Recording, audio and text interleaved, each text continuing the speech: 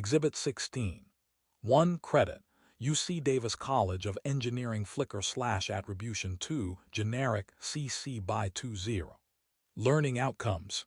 After reading this chapter, you should be able to answer these questions. Understand and describe the communication process. Know the types of communications that occur in organizations. Understand how power, status, purpose, and interpersonal skills affect communications in organizations. Describe how corporate reputations are defined by how an organization communicates to all of its stakeholders. Know why talking, listening, reading, and writing are vital to managing effectively. Exploring managerial careers. John Ledger T-Mobile. The chief executive officer is often the face of the company.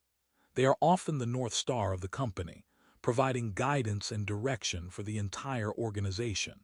With other stakeholders, such as shareholders, suppliers, regulatory agencies, and customers, CEOs often take more reserved and structured approaches.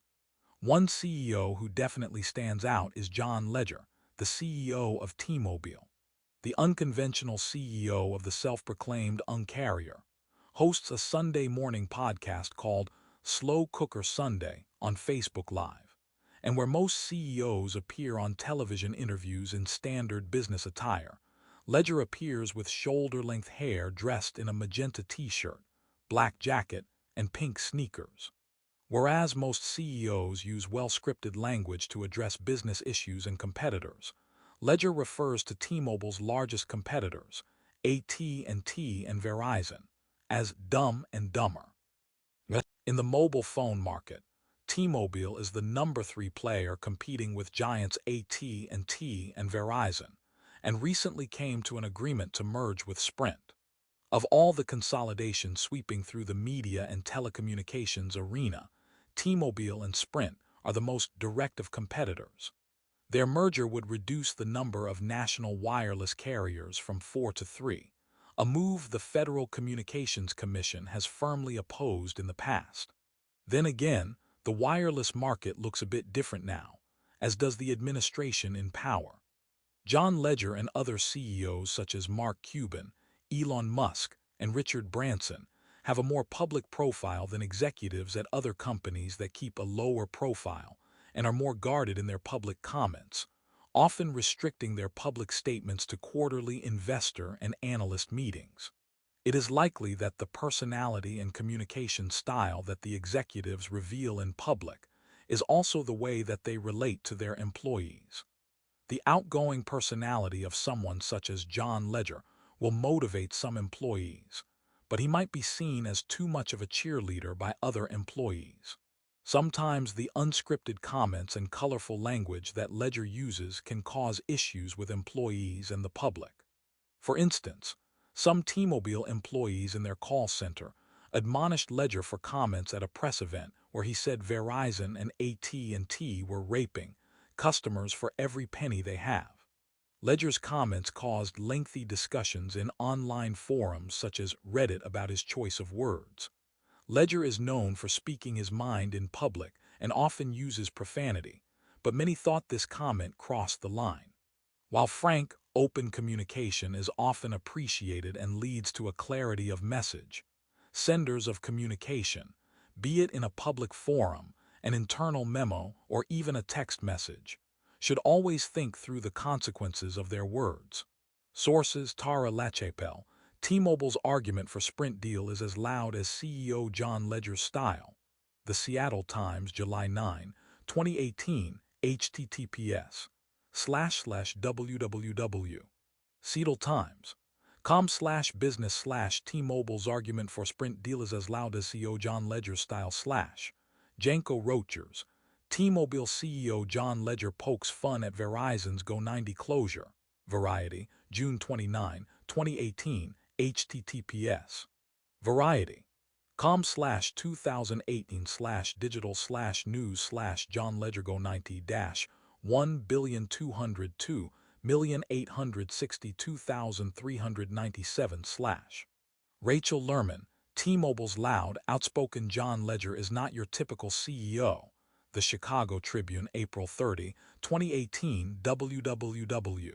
Chicago Tribune. com/business/SNSTNSBC T-Mobile Ledger 20,180,430 story. HTML. Steve Kovach, T-Mobile employees speak out and call CEO's recent rape comments violent and traumatizing. Business Insider, June 27, 2014, https://www.businessinsider.com/T-Mobile employees speak out ledger rape comment 2014-6, Brian X. Chen, one-on-one. John Ledger, the hip new chief of T-Mobile USA, New York Times, January 9, 2013, https bits blogs nighttimes com/one-on-one John Ledger, the hip new chief of T-Mobile USA / We will distinguish between communication between two individuals and communication amongst several individuals, groups, and communication outside the organization. We will show that managers spend a majority of their time in communication with others. We will examine the reasons for communication and discuss the basic model of interpersonal communication, the types of interpersonal communication, and major influences on the communication process. We will also discuss how organizational reputation is defined by communication with stakeholders. Understand and describe the communication process. Interpersonal communication is an important part of being an effective manager. It influences the opinions, attitude, motivation, and behaviors of others. It expresses our feelings, emotions, and intentions to others.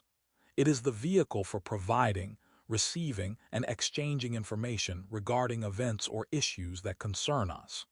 It reinforces the formal structure of the organization by such means as making use of formal channels of communication. Interpersonal communication allows employees at all levels of an organization to interact with others, to secure desired results, to request or extend assistance, and to make use of and reinforce the formal design of the organization. These purposes serve not only the individuals involved, but the larger goal of improving the quality of organizational effectiveness. The model that we present here is an oversimplification of what really happens in communication, but this model will be useful in creating a diagram to be used to discuss the topic. Exhibit 16.2 illustrates a simple communication episode where a communicator encodes a message and a receiver decodes the message. 1. An illustration shows the process of dissemination of information through the basic model of communication. Exhibit 16.2 The basic communication model attribution. Copyright Rice University, OpenStax, under CC BY 40 license. Encoding and decoding. Two important aspects of this model are encoding and decoding. Encoding is the process by which individuals initiating the communication translate their ideas into a systematic set of symbols, language, either written or spoken. Encoding is influenced by the sender's previous experiences with the topic or issue, her emotional state at the time of the message, the importance of the message, and the people involved. Decoding is the process by which the recipient of the message interprets it. The receiver attaches meaning to the message and tries to uncover its underlying intent. Decoding is also influenced by the receiver's previous experiences and frame of reference at the time of receiving the message. Feedback. Several types of feedback can occur after a message is sent from the communicator to the receiver. Feedback can be viewed as the last step in completing a communication episode and may take several forms, such as a verbal response, a nod of the head, a response asking for more information, or no response at all. As with the initial message, the response also involves encoding, medium, and decoding. There are three basic types of feedback that occur in communication. Two of these are informational, corrective, and reinforcing. In informational feedback, the receiver provides non-evaluative information to the communicator. An example is the level of inventory at the end of the month. In corrective feedback, the receiver responds by challenging the original message. The receiver might respond that it is not their responsibility to monitor inventory.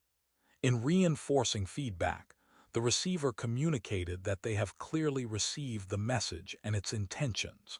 For instance, the grade that you receive on a term paper, either positive or negative, is reinforcing feedback on your term paper, your original communication. Noise.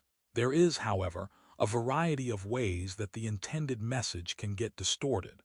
Factors that distort message clarity are noise. Noise can occur at any point along the model shown in Exhibit 16. 2. Including the decoding process. For example, a manager might be under pressure and issue a directive. I want this job completed today, and I don't care what it costs, when the manager does care what it costs. Concept check. Describe the communication process. Why is feedback a critical part of the communication process? What are some things that managers can do to reduce noise in communication? Know the types of communications that occur in organizations. In the communication model described above, 3 types of communication can be used by either the communicator in the initial transmission phase or the receiver in the feedback phase. These 3 types are discussed next. Oral communication. This consists of all messages or exchanges of information that are spoken, and it's the most prevalent type of communication. Written communication. This includes email, texts, letters, reports, manuals, and annotations on sticky notes. Although managers prefer oral communication for its efficiency and immediacy, the increase in electronic communication is undeniable. As well, some managers prefer written communication for important messages, such as a change in a company policy, where precision of language and documentation of the message are important. Managerial leadership. Dealing with information overload. One of the challenges in many organizations is dealing with a deluge of emails, texts, voicemails, and other communication.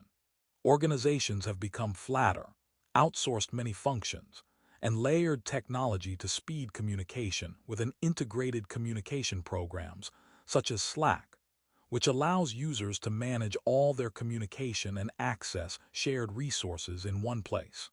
This can lead to information overload, and crucial messages may be drowned out by the volume in your inbox.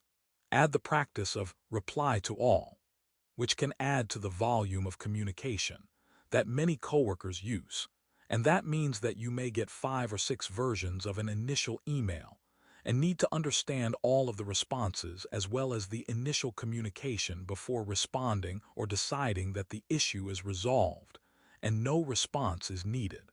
Here are suggestions to dealing with email overload upward, horizontally, and downward within your organization and externally to stakeholders and customers.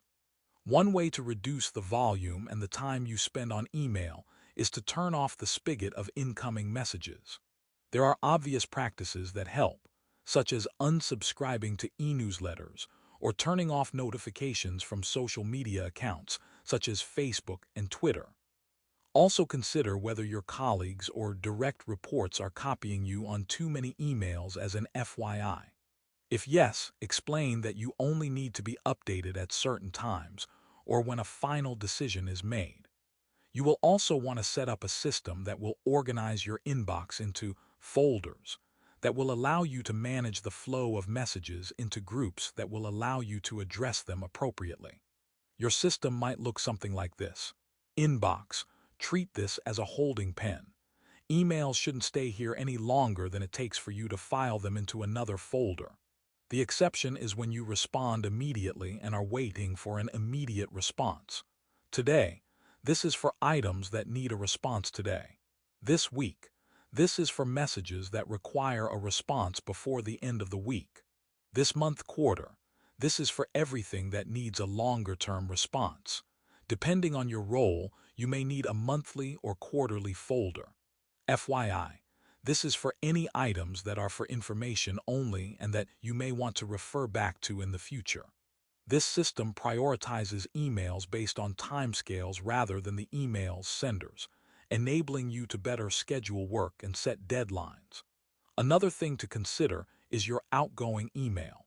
If your outgoing messages are not specific, too long, unclear, or are copied too widely, your colleagues are likely to follow the same practice when communicating with you. Keep your communication clear and to the point, and managing your outbox will help make your inbound emails manageable. Critical thinking questions. How are you managing your emails now? Are you mixing personal and school and work-related emails in the same account? How would you communicate to a colleague that is sending too many FYI emails, sending too many unclear emails, or copying too many people on her messages? Sources: Amy Gallo, Stop Email Overload, Harvard Business Review, February 21, 2012, https://hbr. Org 2012-02 Stop Email Overload 1. Bari Chinjal, How to Beat Email Overload in 2018, Cipher, January 16, 2018, https://www. Cipher.com Advice Email Overload. Monica Seeley, At the Mercy of Your Inbox, How to Cope with Email Overload, The Guardian, November 6, 2017, https://www. theguardian.com/small business network /2017/nav/0/6/ At the Mercy of Your Inbox, How to Cope with Email Overload. Nonverbal communication. There is also the transformation of information without speaking or writing. Some examples of this are things such as traffic lights and sirens, as well as things such as office size and placement, which connote something or someone of importance. As well, things such as body language and facial expression can convey either conscious or unconscious messages to others. A photo shows a group of people attentively listening to a presentation in a meeting. Exhibit 16. 3 Body language at a meeting. Your body language can send messages during a meeting. Credit: Amtech Photos Flickr/Attribution 2, generic, CC by 20. Major influences on interpersonal communication.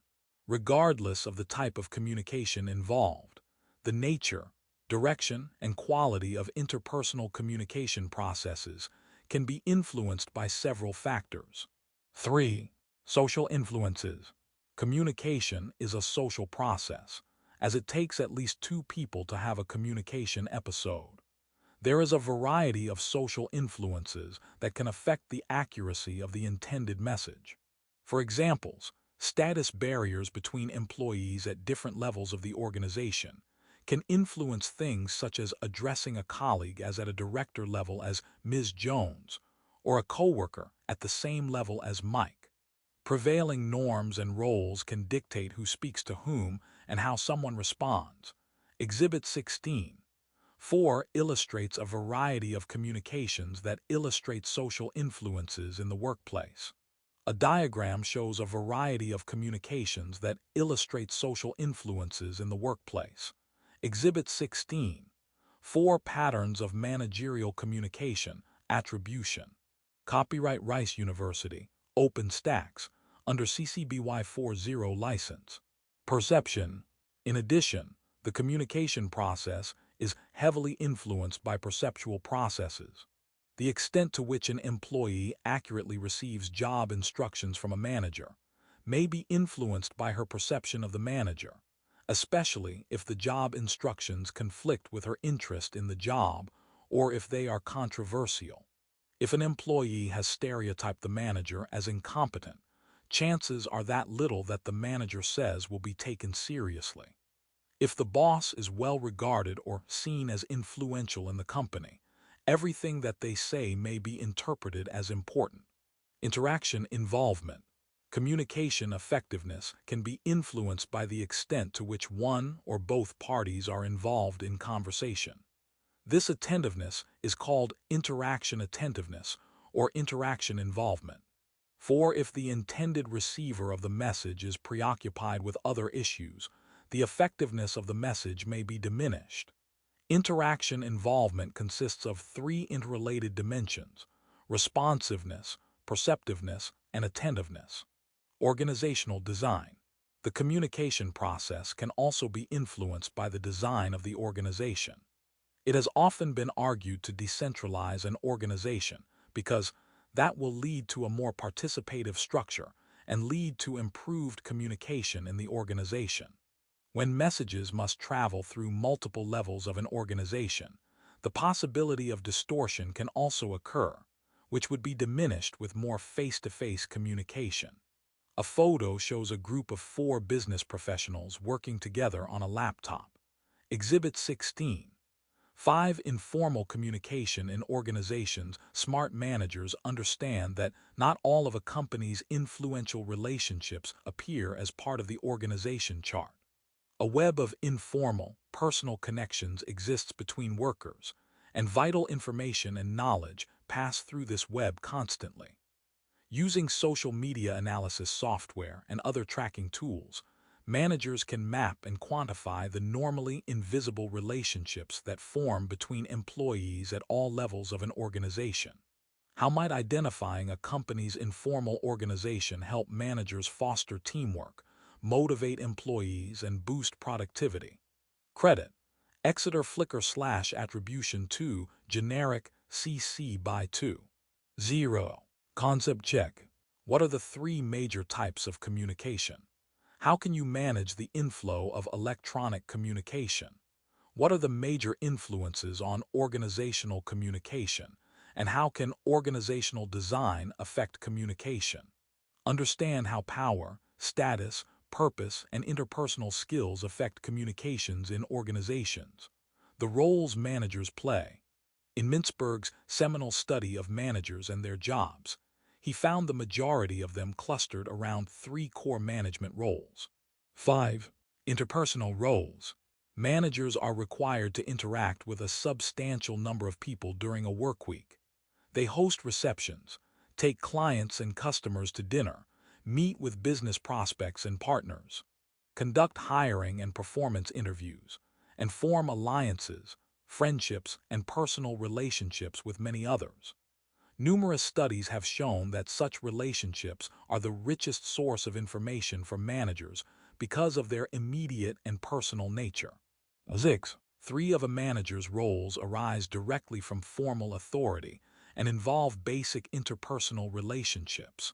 First is the figurehead role.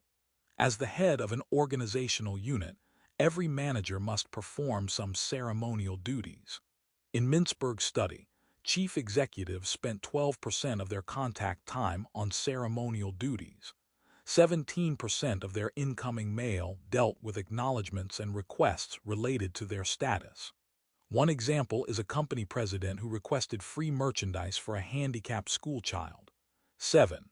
Managers are also responsible for the work of the people in their unit, and their actions in this regard are directly related to their role as a leader.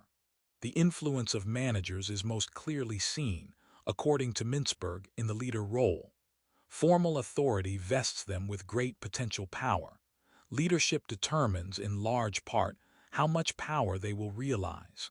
Does the leader's role matter? Ask the employees of Chrysler Corporation, now Fiat Chrysler.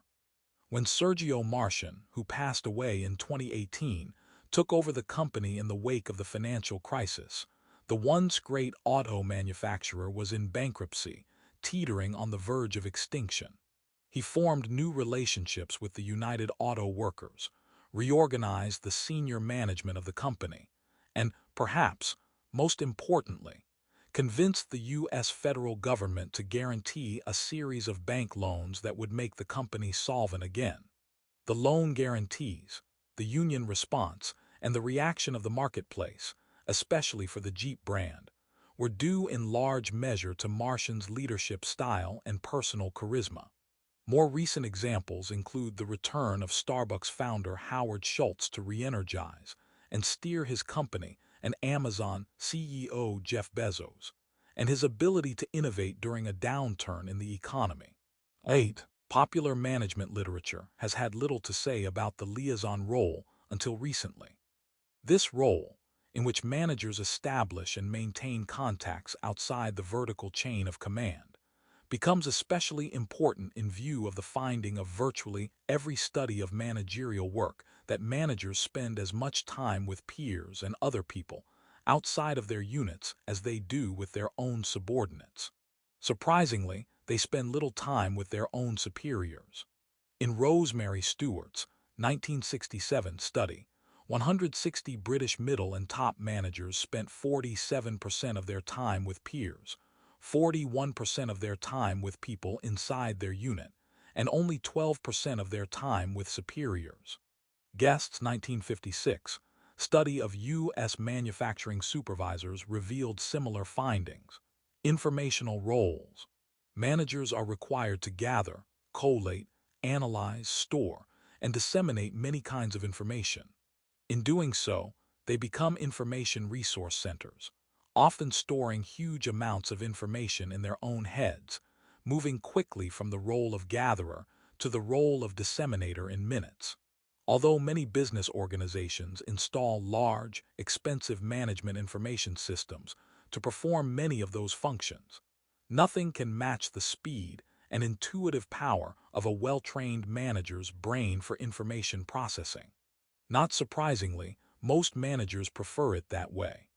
As monitors, managers are constantly scanning the environment for information, talking with liaison contacts and subordinates, and receiving unsolicited information, much of it because of their network of personal contacts. A good portion of this information arrives in verbal form, often as gossip, hearsay, and speculation. 9. In the disseminator role, managers pass privileged information directly to subordinates, who might otherwise have no access to it.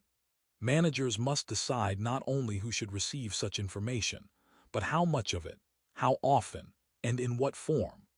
Increasingly, managers are being asked to decide whether subordinates, peers, customers, business partners, and others should have direct access to information 24 hours a day without having to contact the manager directly. 10. In the spokesperson role, managers send information to people outside of their organizations. An executive makes a speech to lobby for an organizational cause, or a supervisor suggests a product modification to a supplier. Increasingly, managers are also being asked to deal with representatives of the news media, providing both factual and opinion-based responses that will be printed or broadcast to vast unseen audiences, often directly or with little editing. The risks in such circumstances are enormous, but so too are the potential rewards in terms of brand recognition, public image, and organizational visibility. 11. Decisional roles. Ultimately, managers are charged with the responsibility of making decisions on behalf of both the organization and the stakeholders with an interest in it. Such decisions are often made under circumstances of high ambiguity and with inadequate information. Often, the other two managerial roles, interpersonal and informational, will assist a manager in making difficult decisions in which outcomes are not clear and interests are often conflicting. In the role of entrepreneur, managers seek to improve their businesses, adapt to changing market conditions, and react to opportunities as they present themselves.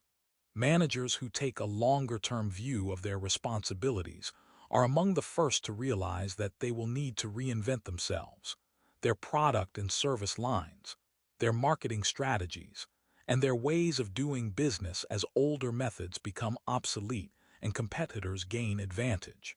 While the entrepreneur role describes managers who initiate change, the disturbance or crisis handler role depicts managers who must involuntarily react to conditions. Crises can arise because bad managers let circumstances deteriorate or spin out of control. But just as often good managers find themselves in the midst of a crisis that they could not have anticipated, but must react to just the same. 12. The third decisional role of resource allocator involves managers making decisions about who gets what, how much, when, and why. Resources, including funding, equipment, human labor, office or production space, and even the boss's time, are all limited, and demand inevitably outstrips supply. Managers must make sensible decisions about such matters while still retaining, motivating, and developing the best of their employees. The final decisional role is that of negotiator. Managers spend considerable amounts of time in negotiations, over budget allocations, labor and collective bargaining agreements, and other formal dispute resolutions. During a week, managers will often make dozens of decisions that are the result of brief but important negotiations between and among employees, customers and clients, suppliers, and others with whom managers must deal. 13. Concept check. What are the major roles that managers play in communicating with employees? Why are negotiations often brought into communications by managers?